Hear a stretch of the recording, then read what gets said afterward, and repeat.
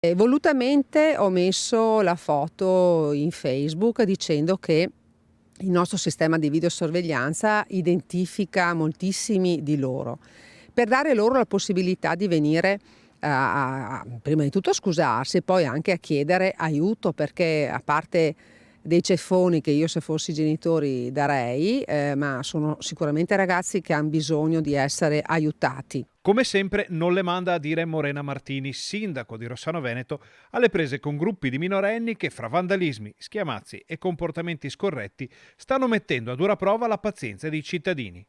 E proprio grazie ai suoi concittadini la sindaca è riuscita a identificare alcuni dei giovani. Abbiamo trovato su segnalazione dei ragazzi, li abbiamo identificati, che uscivano dal cantiere dell'asilo che stiamo ristrutturando. E questo gruppo è anche il gruppo che si raduna, sono molti di più, vengono anche da altri comuni, nello stabile di Fontallegra.